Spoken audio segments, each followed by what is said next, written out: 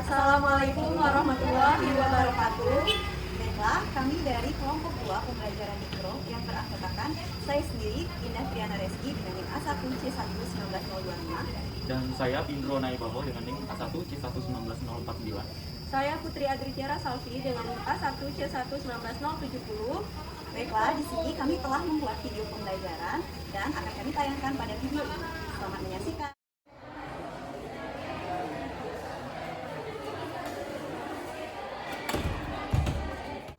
Assalamualaikum.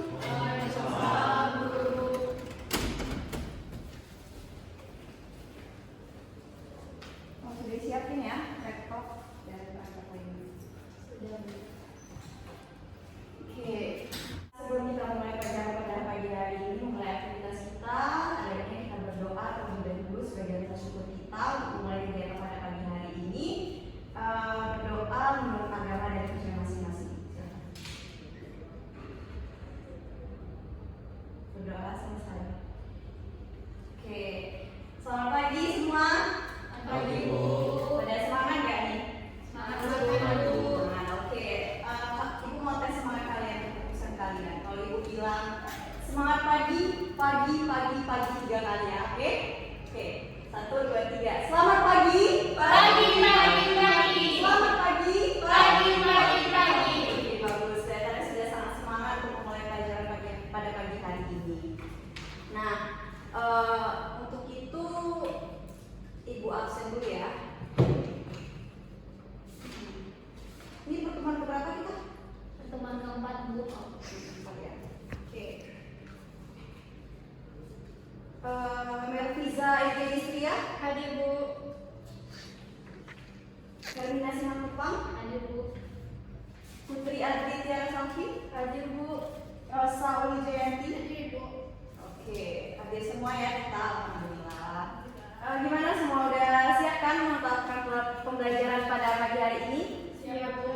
Oke, kita mulai masuk ke materi pada pagi hari ini. Ada baiknya kita sedikit intermezzo sedikit lah ya pagi hari ini sebelum nantinya mulai pusing dengan pembelajaran kimia. Atau sini kalian pusing nggak belajar kimia? Pusing ya? Ya, Bu. Sebenarnya nggak pusing, asal kalian tuh ngerti polanya, pola dalam memecahkan suatu masalah.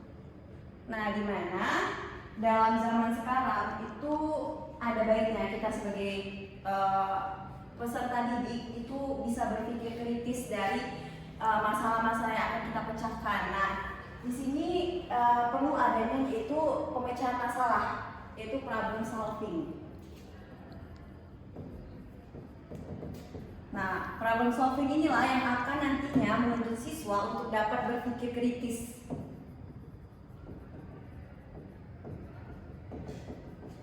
Nah, jadi kita tidak hanya membaca buku dari materi-materi itu saja atau textbook yang bersifat textbook, tapi kita dari konsep yang ada tuh kita bisa lebih luaskan lagi tentang bagaimana pemecahan masalah tadi. Nah, untuk itu kita langsung masuk saja ke materi kita, yaitu terkait dengan larutan elektrolit dan non elektrolit. Nah, sebelum itu kan kita sudah belajar terkait dengan yang namanya larutan. Nah, sebelum Ibu masuk menjelaskan ke konsep materinya, nah perlu kita ketahui kalian sudah di sini kan di kehidupan sehari-hari sudah ketemu namanya larutan. Nah, boleh siapa yang tahu jenis larutan yang ada di sekitar kita itu apa aja? Boleh yang Bina Kak? Larutan gula, misalnya larutan gula, Iya, gula. larutan garam. Nah, itu ya larutan di sekitar kita. Nah, larutan inilah nantinya yang akan kita pelajari. Ini yang akan kita pelajari nantinya berdasarkan sifat daya tahan listriknya nanti akan dibagi menjadi larutan elektrolit dan non elektrolit. Tapi sebelum itu, Ibu kasih sedikit pemahaman terkait larutan. Nah, terkait yang dibilang Hermina tadi. Nah, lingkungan di sekitar kita itu banyak sekali larutan, seperti larutan gula, garam. Nah, ini larutan gula. Nah, coba kalian perhatikan di sini. Larutan gula itu terdiri atas apa saja? Lihat di sini. Ada butiran ini namanya apa? Gula. Iya, gula yang bening ini. Air. Iya. Jadi di sini ada dua komponen larutannya. Ada gula dan airnya. Nah, dari sini bisa kita tangkap dari larutan gula yang kita lihat ini tadi bahwasanya larutan itu terdiri atas apa saja? Dari dua komponen ini yang mana yang sebagai zat larut? Ya, yang mana zat larutnya? Gula. Pelarutnya? Nah, ya benar sekali. Jadi bisa kita tangkap melalui logika kita bahwa larutan itu adalah sebuah yang mengandung zat terlarut dan pelarut, ya. Nah, perlu kita ketahui juga bahwa zat terlarut itu akan lebih sedikit dari zat pelarutnya. Makanya di sini jika larutan gula dilarutkan dalam air, dia akan terdispersi, yang artinya akan terlarut ke dalam air. Oke, dari sini bisa dipahami terkait konsep yang Ibu sampaikan? Bisa buka. Oke. Nah, jadi setelah Ibu sampaikan tadi bahwa ada banyak larutan. Nah, coba ini tadi apa larutan? Gula. Yang ini? Larutan susu. Yang ini? Cairan tubuh. Iya, benar. Yang ini? Laut. Nah, jadi larutan itu tidak hanya sekedar larutan gula, garam, susu, tapi juga cairan di dalam tubuh kita itu ada larutannya. Larutan, nah laut juga. Gitu. Oke. Ya. Nah, seperti yang Ibu jelaskan tadi bahwa larutan itu merupakan campuran yang homogen, artinya terlarut sama gitu. Jadi dia bercampur, yang artinya bercampur antara zat terlarut, solut, dan pelarut solvent yang tidak bisa dibedakan lagi. Jadi antara gula dengan airnya, terus garam dengan airnya, nah seperti itu. Kecuali memang dia dasarnya nanti ada yang tidak terlarut gitu. Nah, oke, lanjut. Sampai sini mungkin ada yang ingin bertanya terkait penjelasan Ibu? Cukup, Bu. Oke. Nah, campuran homogen, kombinasi dari dua entitas yang berbeda bergabung menjadi satu esensi yang menjadi seragam. Ini air sebagai pelarut, gula terlarut. Nah, pada umumnya zat terlarut itu bukan hanya sekadar cairan, tapi juga ada padatan dan gas. Nah, menurut kalian nih di sekitar kalian, contoh yang zat terlarut berupa gas itu apa sih? Ada yang tahu?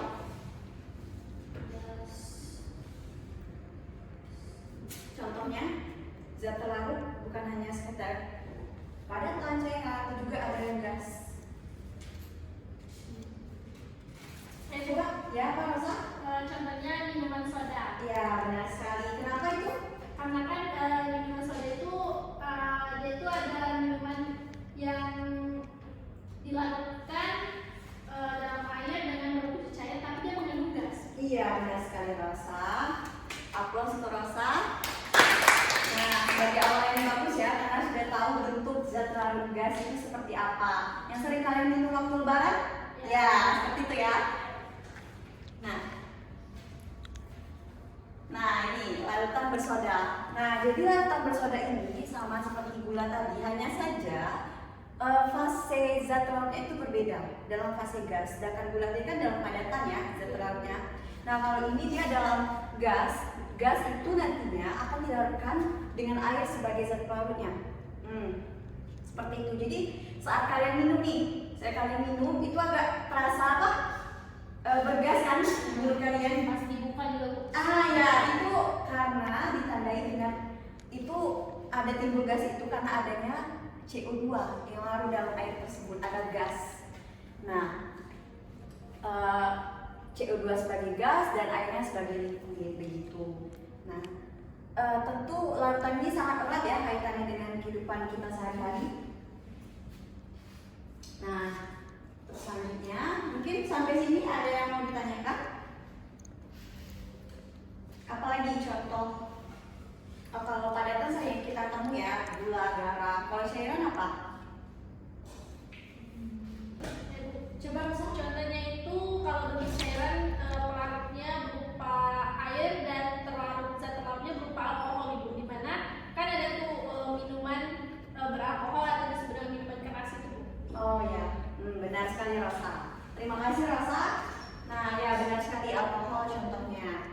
Udah tadi gas minuman bersoda, padatan gula, garam, dan cairan tadi alkohol. Oke. Nah selanjutnya dalam pelarutan suatu materi itu dapat dibedakan yaitu adanya polar dan non-polar. Di mana polar dan non-polar itu larut, non-polar dan non-polar larut, dan polar non-polar tidak larut. Nah, mengapa demikian akan kita bahas selanjutnya. Nah, di mana jika polar, jika suatu molekul bersifat polar itu yang mana jika dua atom penyusunnya itu merupakan unsur yang berbeda. Contohnya ini H2O. H2O ini kan merupakan air ya, air dengan atom yang berbeda. Kenapa atom yang berbeda? Siapa bisa menjelaskan? Ada apa aja unsurnya? Nitrogen, oksigen. Iya, benar sekali. Makanya ini disebut dengan polar. Dan kalau non-polar, jika dua atom penyusunnya ini merupakan unsur yang sama. Contohnya, misalnya nih, misalnya H2, N2, gitu. Jadi dia mencakup unsur yang sama, benar sekali. Nah, oke.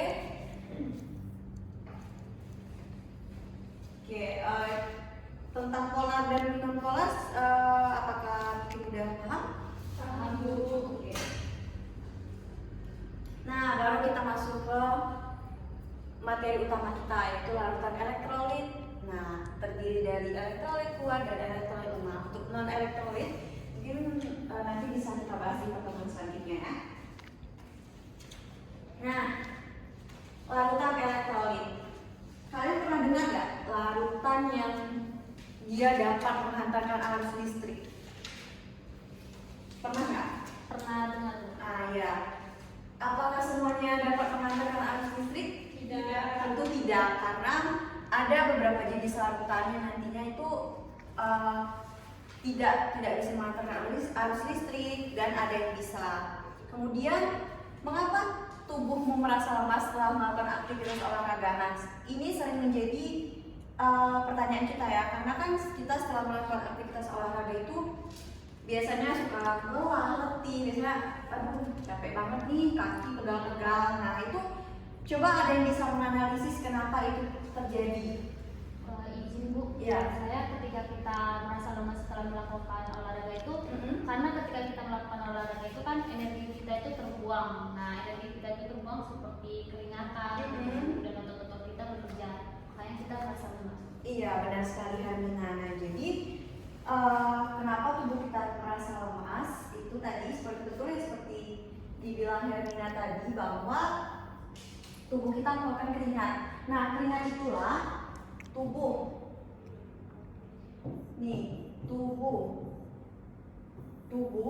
olahraga. Nah olahraga kita mengeluarkan ke keringat.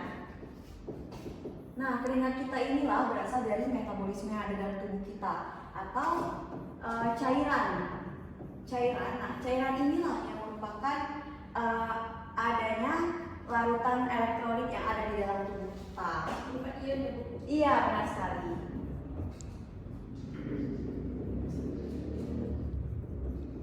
Nih larutan elektrolit. Nah makanya tadi kenapa setelah olahraga itu tubuh kita merasa lemas.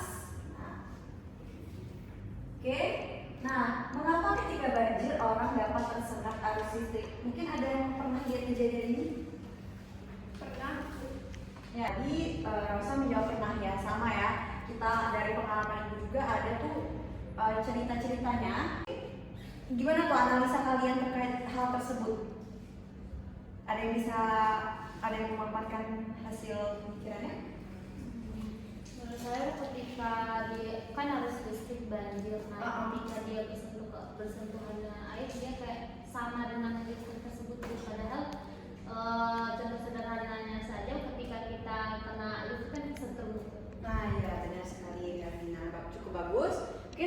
tambahan dari yang lain?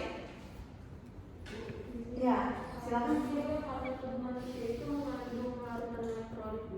Ya, benar sekali. Nah, tadi ada kaitannya dengan olahraga. Di mana olahraga ini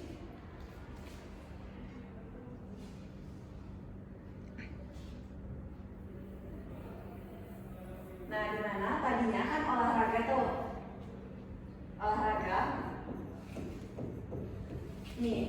tadi kan tubuh kita mengeluarkan keringat, terus ada cairan. Nah, cairan itu merupakan larutan elektrolit dalam tubuh kita. Nah, makanya orang rajin itu dapat tersengat arus listrik karena cairan dalam tubuh kita tadi ada kandungan larutan elektrolit tadi. Nah, jadinya dia dapat mengantarkan arus listrik. Jadi kita dengan mudah tubuh kita itu dapat menerima respon dengan cepat gitu, seperti itu. Nah, untuk selanjutnya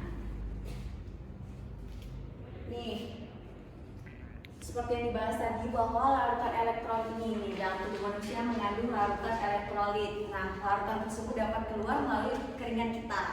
Nah, oleh karena itu dengan adanya tubuh kita mengeluarkan keringat, itu adanya ion-ion. Nah, ion-ion itulah yang menyebabkan tubuh kita itu merasa lemas tadi ketika berolahraga. Jadi dengan ion-ion tubuh yang hilang tadi itu mungkin bisa kita setelah olahraga misalnya minum dengan, biasanya kalian kalau udah olahraga minum apa? Ya, benar sekali. Itu minuman contohnya ya, minuman isotonik, yaitu contoh dari larutan elektrolit yang dapat nantinya mengembalikan stamina kita ya. Oke. Dia sudah cukup paham.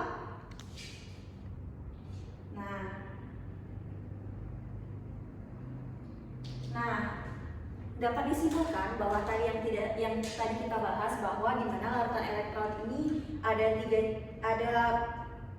bisa kita lihat dengan ciri-cirinya, yaitu yang pertama tadi dapat menghantarkan arus listrik. Nah, contohnya tadi ada banjir, terus orang tersengat arus listrik tersebut. Nah, kemudian jika diuji dengan bola lampu, maka lampu tersebut akan menyala dengan terang jika larutan tersebut mengandung larutan elektrolit. Kemudian menghasilkan gelombang gas yang banyak di sekitarnya. Nah, dengan adanya 3 ciri-ciri ini tadi bisa kita uji, biasanya eksperimen dengan uji elektrolit atau electrolyte tester dengan beberapa larutan minyak. Oke, Ibu akan menunjukkan sebuah video eksperimen. Tapi sebelum itu, sampai sini ada yang mau ditanyakan? Oke, dari penjelasan yang sudah Ibu paparkan tadi, nah untuk melatih kecakapan berpikir kritis kalian dalam menyelesaikan suatu masalah, Ibu akan menanyakan video eksperimen dan nantinya kalian bisa analisis dari sini mana saja yang merupakan larutan elektrolit, mana saja yang nantinya elektrolit kuat dan lemah. Nah, bisa kita lihat video berikut. Elektrolit dan non-elektrolitnya. Dilihat kan bahwa ada beberapa larutan. Langkah kerja dari praktikum ini adalah: pertama, kita membuat alat elektrolit testernya. Caranya adalah dengan menghubungkan satu kabel pada kutub positif baterai dan satu kabel pada Kan sudah menonton video. Nah, Ibu akan bagikan LKS, tapi sebelum itu kita bagi 2 kelompok aja ya. Hermina sama Melviza, Rosa sama Puput ya, Putri. Nah, Ibu bagi LKS-nya. Coba nanti dari hasil pengamatan video tadi kalian isi ini. Oke. Nah, untuk mengisi itu bisa kalian lihat dari analisis video yang Ibu tampilkan tadi, video yang ditampilkan dengan mungkin bisa dicari sumber-sumber lain dari literatur, internet, mungkin bisa silakan dibuka browsernya. Baik, Bu. Saling diskusikan ya.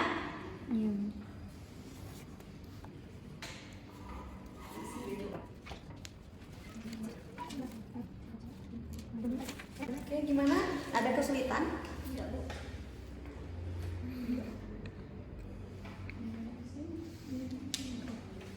Nah, di dalam LKS itu kan ada pertanyaan-pertanyaan. Nah, mungkin bisa saling mendiskusikan ya.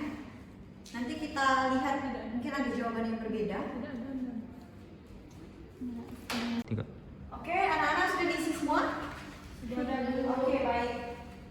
Mungkin dari kelompok mana yang mau mempresentasikan? Dari kelompok siapa? Hermina atau Putri? Kelompok satu tidak. Iya. Silakan Hermina sampaikan terkait analisisnya. Baik, terima kasih atas waktunya Bu. Saya Hermina Tupak, perwakilan dari kelompok satu ingin memaparkan hasil analisis pengamatan kami, di mana pertanyaan pertama itu, apakah semua larutan dapat menyalakan lampu? Itu tidak, berdasarkan video tadi. Terus larutan apa saja yang bisa menyala lampu? Itu garam dapur, CaCl2, NaCl2.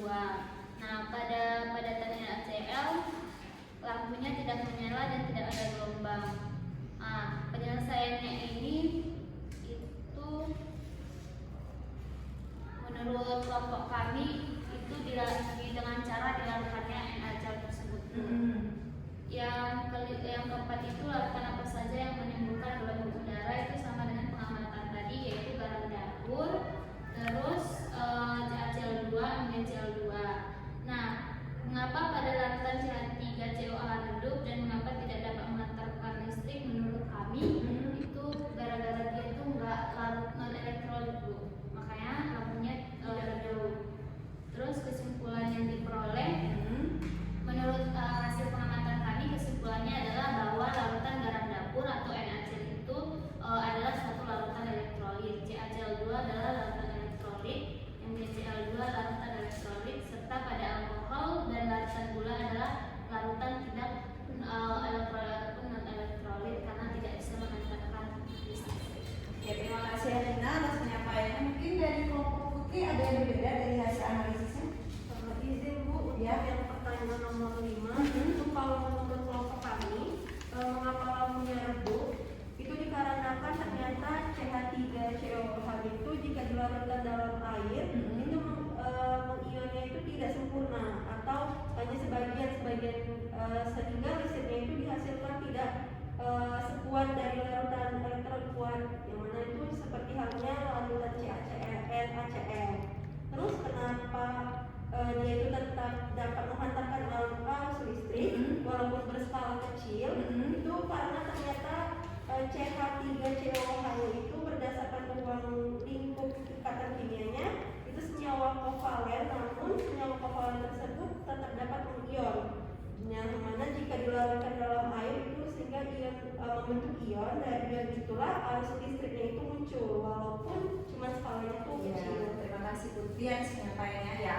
Mungkin Hermina tadi sedikit keliru ya terkait analisisnya terkait dengan larutan CH3COH. Berarti ini kayak ada pola non pola gitu ya Bu? Iya, kan CH3COH ini tadi kan kalau dilihat di pengamatan itu warnanya redup ya, tapi bukan mati, redup. Nah, redup itu bisa dikatakan itu larutan elektrolit tapi dia lemah. Jadi belum bisa dikatakan dia itu kalau redup dikatakan larutan itu non elektrolit bukan, tapi dikatakan larutan elektrolit lemah karena dia redup tadi. Karena seperti yang dijelaskan buku tadi bahwasanya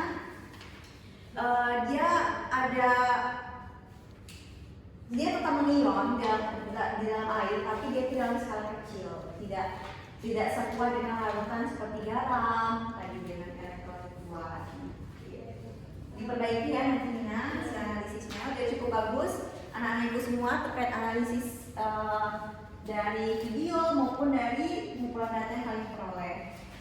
Nah, untuk itu mungkin sampai sini ada yang masih diragukan lagi terkait hasil di lembar kerja tadi? Sudah cukup Bu. Oke ya, berarti bisa disimpulkan bahwa dari yang kita tonton tadi bahwasanya ada beberapa larutan yang jenis elektrolit kuat maupun yang lemah. bahwasanya kalau elektrolit kuat itu dengan nyala lampu yang terang, gelembung udaranya banyak, dan itu dikategorikan dengan elektrolit kuat, yang mana contohnya larutan garam, itu NaCl. Nah terus kalau seperti yang tadi terjadi miskonsepsi bahwasanya kalau redup itu seharusnya elektrolit lemah, bukan non elektrolit. Non elektrolit akan kita bahas di pertemuan selanjutnya. Oke? Anak-anak semua udah mengerti? Nanti Bu. Oke, nampaknya waktu kita sudah habis. Maka dari itu Ibu ucapkan terima kasih atas partisipasi kalian dan terkait hasil analisis dari berpikir kalian. Ibu sangat aplaus untuk hari ini. Oke, maka dari itu Ibu mohon maaf jika ada kesalahan. Dengan Ibu menyampaikan kesimpulan dan kalian juga tadi telah memberikan penyampaian hasil, maka kita tutup dengan siapkan terlebih dahulu oleh ketua kelas dan membaca doa agar kita diberikan keselamatan dan kemudahan. Baik, sebelum menutup kelas kita ini ada baiknya kita berdoa terlebih dahulu. Berdoa menurut agama dan kepercayaan masing-masing dimulai. Amin, berdoa selesai. Oke, semangat semua, semoga selalu sehat. Nah, terima kasih Bu. Ya, Ibu pulang dulu ya. Hati-hati ya Bu. Kalian ada jam pelajaran apa habis ini? Matematika Bu. Oke, Ibu. Oke, tetap jaga kesehatan ya anak-anak Ibu semua. Ibu mohon pamit. Assalamualaikum. Waalaikumsalam.